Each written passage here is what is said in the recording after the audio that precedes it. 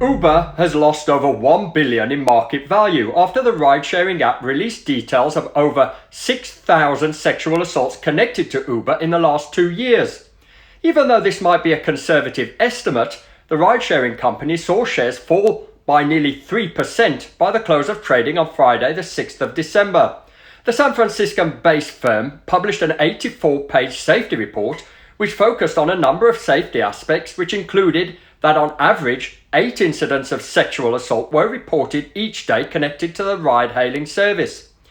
The detailed 84-page document is broken down into categories of sexual assault, which included passenger fatality from assault, which in layman's terms to you and I means murder. Dara Khosrowshahi, Uber's CEO, did, however, appear in an interview like a quasi-authority, saying they don't automatically report incidents of sexual assault to the police. 2/3 of the reported cases of rape were not reported to the police. Yes. Why is that number so low? Because sexual assault is one of the most underreported crimes. We believe it should be up to the survivor as to what they want to do, whether they want to report it to the police or not. And we will provide all of the tools to help facilitate that interaction if the survivor wants to report to the police, but it's ultimately our policy to be survivor-centric here. Transport for London has banned hundreds of minicab drivers on the back of an investigation into schools fraudulently offering licenses. It was revealed in November that the transport regulator was investigating Vista Training Solutions and all other centres offering BTEC diplomas that can be used to gain private hire driver licenses. A BBC London TV news investigation found Vista was giving out licenses for £500 without actually testing the participants. It prompted a TfL investigation into 2,000 potentially fraudulent minicab drivers. TfL has now revoked 352 minicab licenses, shut down the offending Vista Training Solutions, and is preparing to ban other private hire centres from offering these licenses. Helen Chapman, TfL's Director of Licensing, Regulation and Charging, said, "We have now revoked the licenses of 143 drivers who obtained certificates through Vista Training Solutions and rejected the 209 pending applications using certificates from compromised colleges. Minicab drivers must complete several requirements, passing topographical tests, medical checks and criminal record checks with TfL before gaining a private hire driver licence. However, doing the course through a private BTEC college or centre was a way round this." Chapman said it was now phasing this loophole out after TfL's investigation. "The most robust and relevant topographical tests are our own assessments," she said. "To eliminate the risk of fraudulent topographical certificates being used as a way to avoid our assessments, we will remove this exemption after February." The change comes just a week after TfL refused Uber a licence for harbouring unlicensed and uninsured drivers in a pattern of failures around passenger safety. It was found that these unlicensed and uninsured drivers had taken about 14,000 trips recently.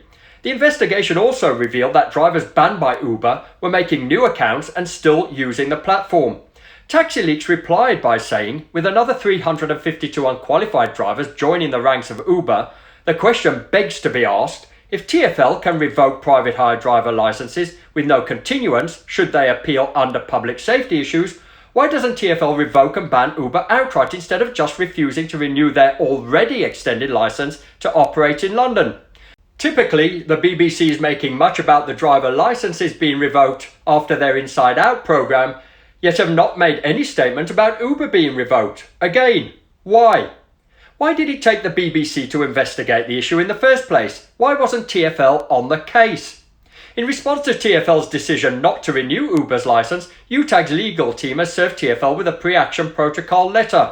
The letter puts TfL on notice that unless they change the decision to refuse Uber London a licence, thus allowing them to operate pending appeal, to the correct decision of suspending their licence to operate, thus stopping them from operating until any appeal process is concluded, UTAG shall immediately seek permission to judicially review the decision on the grounds of safety. And in an interview with me, Trevor Merrills and Angela Clarkson, both directors of UTAG, set out their intentions to judicially review TfL's decision. This is what UTAG are announcing today. We are putting in paperwork to judicially review TfL's decision on Monday based on the fact and why didn't TfL instant revocation. We are putting in the paperwork, hoping to get past the gatekeeper because JRs were a little bit complicated. Right? And I understand that UTAG was, originally set up to take TfL on multiple reasons, protect the two-tier system, applying for higher economic talks and that. But it's going to be, until we get the numbers we need, that could be 18 months away. But this is happening right now. So we are putting in the paperwork, hoping to get past the gatekeeper, trying to get in the court with TfL as soon as possible. And we'll be arguing why Uber's licence should be instantly revoked and they can get their house in order. They can get their house in order and go along to their licensing hearing, and then they can put why they should have a licence. And we're putting now, because the days of this trade sitting back, this is why we always find ourselves reactive rather than proactive. The trade have got to take it on the front foot now. 14,000, tip of the iceberg. We know that. Right. So let's do it. I thank everyone who's contributed to UTAG. I thank all the stakeholders, the original stakeholders, who've put substantial funds in. But I would say this now, there's a lot of cab drivers out there who have not put a penny into UTAG for whatever reason. There's a lot of fleets out there who make a good living off this trade who have not put into UTAG for a good reason. It's not closed here. Come on board now. We're here for the duration. UTAG are declaring now that we are going to take TfL. Hopefully, if we get past the gatekeeper, obviously it's all. But the lawyer is working, the QC is working on it now. We're going to court. We're going to JR. We're going for Uber's instant revocation of their license based on the fact that they're not fit and proper. They weren't fit and proper yesterday. They're not fit and proper today. They'll never be fit and proper. It is not a matter of Uber being allowed to operate under appeal. It's the difference between TfL refusing to renew a licence and a revocation. Every accident here on in should be considered as a catastrophic failing on behalf of the regulator to do the right thing. The Institute of Economic Affairs, the think tank that has close ties with Uber and have in the past been accused of offering donors access to government ministers and civil servants, were quick to pen an article in The Spectator slamming TfL's decision to refuse Uber a licence. In what amounted to nothing more than an unimaginative rehash from 2017, their biased commentary stated that at the heart of TfL's effective ban is not a concern for customers, but a concern for its own black cab industry, which has come under pressure from the competition surge in the transport market. Just like the last ban, this is being driven by a protectionist mentality, which throws customers and drivers under a London bus. Firstly, the licence was refused on safety grounds, which had nothing to do with the black cab industry. And secondly, there is no protectionism. Uber lie so people believe that the innocent victims in the battle are the Silicon Valley billionaires pursuing global industry dominance. But let's be honest, there are other widespread cases where allegedly independent journalists openly serve as Uber advocates. The Evening Standard on 2 occasions have provided Uber with a front page advert. I guess this is no surprise, considering both the former Chancellor and the Prime Minister get paid lucratively by companies that invest heavily in Uber technologies. As with less biased reporting, there was no attempt to explain Uber's losses or explain how it might ever become profitable. Even less extreme examples of media malfeasance, such as financial pressures that favour pre-packaged narratives over actual journalism, the near-exclusive focus on Uber's side of the story, and the failure to examine or explain Uber's economics, or better explain why the public came to widely accept Uber's manufactured narratives. Accept that we need to do more to address TfL's concerns. But your reaction was that TfL is putting 40,000 people out of business. You are going to court denying any responsibility for those people in the first place. So the word on everyone's lips was hypocrite, wasn't it? I don't know. I think we are very conscious of the fact that 40,000 people do use and earn money through Uber in London, and that fact weighs very heavily on our response. But hopefully we can see a path forward now with TfL where we can address their concerns and continue to operate. Your business plan is very well known around the globe, and it ultimately relies on automation.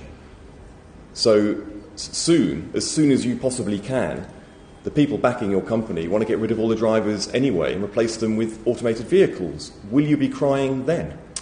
I think there is a serious obligation on companies like ours to really think about the safety benefits that come with autonomous vehicles. 2 million people die. I'm not talking about safety, I'm talking about putting people out of business. That tends to be how we think about it. So 2 million people die every year in road traffic accidents, and if there is something that technology can do to reduce that number... I've asked you about the workers, about the people driving, and you respond with road safety.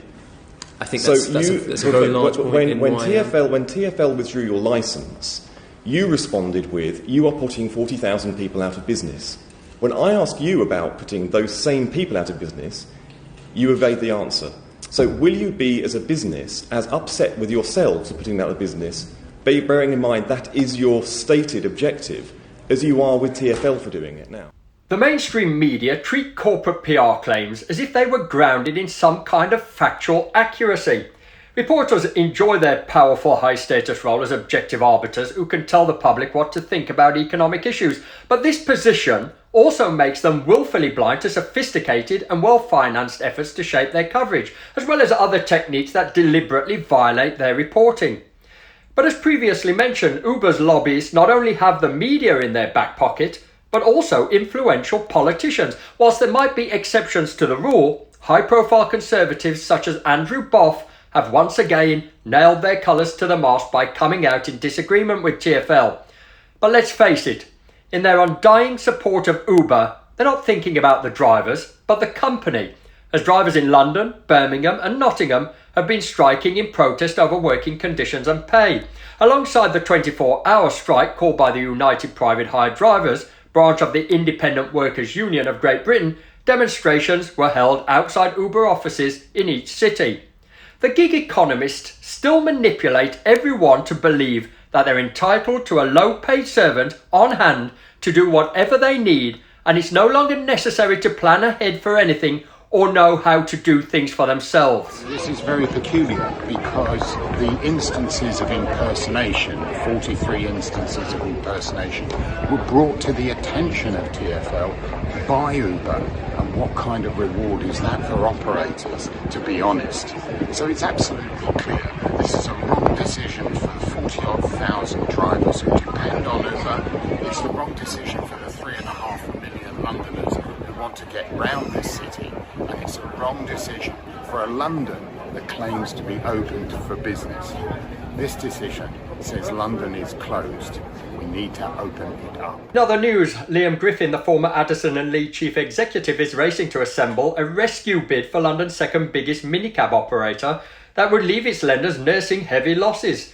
Sky News has learned that Mr. Griffin, who stepped down from the helm of the company in 2015 but remains on the board as vice chairman, has approached a range of investment funds in recent weeks about backing a takeover. If successful, a bid would return the son of Addison & Lee's founder, John Griffin, to the top of the company at a time when its future looks increasingly uncertain.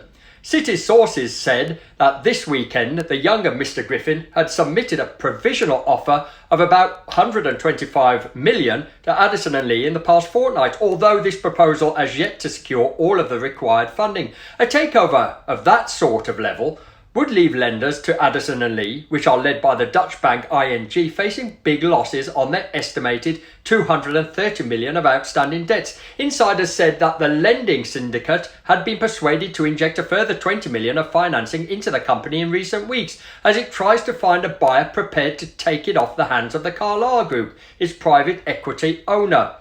Addison & Lee, which has been fighting a long-running battle with Uber Technologies for dominance in the capital's private hire market, is understood to be targeting a rescue deal by the end of the year. George Osborne, who served as the UK's Chancellor of the Exchequer under Prime Minister David Cameron from 2010 to 2016, yesterday blamed cyclists for London's traffic congestion. Writing in the Evening Standard, which he has edited since May 2017, Osborne wrote that London's choking gridlock was caused not by too many motor vehicles, but by infrastructure built for cyclists. Specifically, he blames the Embankment Supercycle Highway beside the Thames. Osborne once said he applauded the fact that London was now one of the more bicycle-friendly cities in the world, but he has now come out against one of the icons of that friendliness. He went on to say, some of the cycle superhighways are ill-conceived, causing near-permanent congestion and pollution. The one running along the embankment is the most obvious mistake. Despite the many millions of pounds it costs to create the cycle superhighway, Osborne wants it to be removed and redesigned. If the current mayor, Sadiq Khan, started again with a better design on the embankment, he would win plaudits and popular support. Osborne is the second former Chancellor to object to London's number of badly designed protected cycle superhighways. During a debate in the House of Lords in 2015, Lord Lawson claimed that the building of cycle superhighways in London had done more damage to London than almost anything since the Blitz. Although it is indisputable that hidden consumption pollution is exasperated by the reduction in road space, this is a policy that isn't going to go away anytime soon. When will TfL, the Mayor of London, and the local authorities understand that pollution migrates globally, and to prevent it from crossing the North Circular, for example, is a ludicrous policy that only serves to make the daily lives of ordinary people that much harder? Last Monday, I was privileged enough to be invited to Palestra to the Health and Wellbeing Seminar hosted by Transport for London.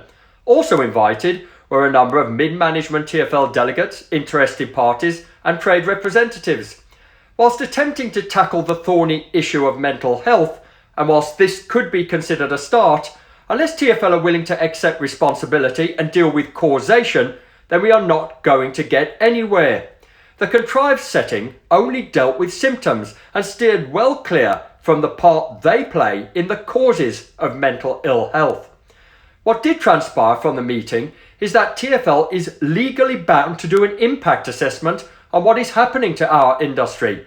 But I fear, unless the pressure is applied from our representation, then this too will be kicked into the long grass. The LTDA have spoken out about the upcoming election, encouraging people to vote for the man and not the party. In a video segment with West Streeting, he praised the man for all the work he had done for the cab trade and encouraged drivers to vote for those that support the industry. And I see him right, except I only wish the LTDA would apply the same clarity at the association's own branch elections. Since I was elected as Ilford North's MP in 2015, I've been putting taxi and private hire licensing reform on the national agenda, and I'm really glad to be here this afternoon with Steve McNamara, the General Secretary of the Licensed Taxi Drivers Association. But I'm really pleased to be here offering our support to Wes. The LTDA is totally apolitical. We support the man, not the party, and Wes is our man. Wes has done so much to get the regulation and the licensing changes that we need, not just in London but across the country. He's been fantastic for us, fantastic for our industry, and I'm so pleased to be here today offering him our support, saying thank you very much for everything you've done. Thank you. Thanks, Steve. I really appreciate that. And this is an issue that affects over 1,000 people who work in the taxi and private hire industry in Ilford North. So just as other MPs fight for their factories and for their big businesses, I've been fighting for taxi drivers throughout my time as an MP, and I hope people will vote to re-elect me next Thursday, the 12th of December. Cabbies Do Kili have completed their 2019 task by handing over a cheque for a whopping £18,000 to the taxi charity for military veterans.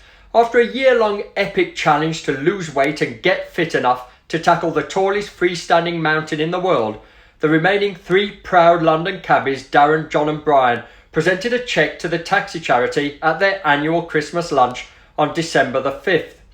When asked what his challenge meant to him, London cabbie Darren Parr said that reaching the summit of Kilimanjaro, donating such an amazing amount to the taxi charity and raising the profile of London's black taxis makes him proud, and he would like to thank all those people who have supported the group over the past year. The last year training for this incredible challenge, and they are a credit to our cab trade because they brought such positive news, positive publicity to the trade, and not only that, they've raised an extraordinary sum of money, training, losing weight, and then climbing the second highest mountain in the world, I believe it is.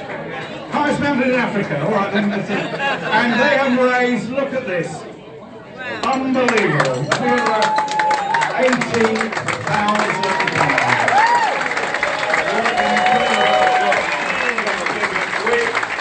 doesn't stop there. You could say the Kilimanjaro group has increased in size, as no less than 20 London cabbies have expressed an interest to take up the challenge in 2020. Kilimanjaro is a great reason to go to Tanzania. You don't have to be a mountaineer or a professional to come to Tanzania and climb Kilimanjaro. For a normal average climber, and I'm not a mountaineer, I'm just a normal person, it was fantastic. And anybody can do it. When you're at the top, it's like you're in heaven. You're looking down at the clouds, and it's when the sunrise comes up, you can't explain it. You have to go there to see it. Every day as you got nearer and nearer, it was just beautiful, you know. The best part, obviously, was reaching Uhuru Peak. That was the best part for me. Just seeing that sign, unforgettable. I climbed Kilimanjaro. I want you to climb Kilimanjaro. Tanzania, unforgettable. For every parent, the health of their child is paramount. So when Leanne's 5-year-old son Jensen was taken ill, her only concern was getting him treated as soon as possible. In order to do that, she took the wise decision to take a black cab to the hospital. Only, once inside, Jensen looked for his best friend, a cuddly toy called Monkey, and couldn't find it anywhere. After looking everywhere, Leanne took her plight to social media, and after thousands of shares, Leanne was contacted by a lady called Wendy, who said her partner Mark was the driver that picked them up and had found the much-loved toy.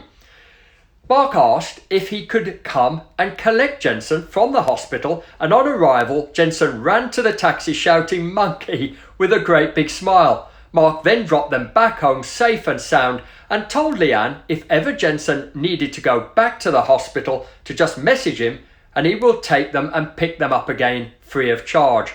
Just another reason to be a proud London cabbie. London Taxi Radio, the station just for cabbies. London Taxi PR has once again been recognised for its achievements as a leading global brand PR agency by being rewarded with not one, but 2 awards in the Aviation and Aerospace Awards 2020, organised by Corporate Vision magazine. The award has seen London Taxi PR being named as not only the best public transport promotions group for the 2nd year running, but also recognition for the recent highly successful All Hail the Street Hail advertising and promotional campaign, which has been recognised as the best public transport advertising campaign in the UK. All the campaigns and publicity that has so far been generated by London Taxi PR has been funded by London taxi drivers, as well as supportive companies and organisations within the taxi industry, from as little as £2 per month. The cab shelters are coming together to raise funds for 7 taxi-focused charities over the Christmas period. The plea, that is spearheaded by Katie Simmons from the Russell Square Cab Shelter, will benefit the Taxi Warm Clothing Charity, the East London Cabbies Outing, the Cabman Shelter Fund, the Albany Taxi Outing, the Magical Taxi Tour, the Taxi Charity for Military Veterans, and the Licensed Taxi Drivers Charity for Children. Here is what Katie had to say. So what I wanted to do this year is, for Christmas, unite them all and try and get £1 from every cab in London, which I hope is 23,500. I know I'm probably not going to do that, but if I can get everybody just to give something for charity, and then just before Christmas we can divide whatever's in the pot between all the charities so they all get something. We've managed to get the tins in the Green Hearts. I'm quick, where else, Kate? Great Suffolk Street. No, I wasn't spying on any of these. Great Suffolk Street, Astral Cafe, what's the other one? Sapori, Ascot Cab Company. They've all been really kind and let us put a tin in there, and I'm hoping that the cabbies will pass one of these places and just please put £1 in or £2 if you can. And finally, if you thought the track We Are London was good, then you ain't heard nothing yet. Good Old Fashioned Christmas is a brand new retro style Christmas anthem, and is written and produced by our very own John Cox and Joe Cartwright. and performed as part of the Jukebox Party Band and is available on iTunes, Apple Music, Spotify, Amazon Music and Google Play. Go and get it and add it to your Christmas playlist. Believe me, it's the best 79 pence you will ever spend. That's all from me this week. If you need to contact me for whatever reason, you can do so by DMing me on Twitter at London Taxi Radio or on Facebook, London Taxi Radio. Alternatively, you can email me, Sean at London Taxi Radio. All that's left for me to say is stay safe, and I will see you out there on the mean streets.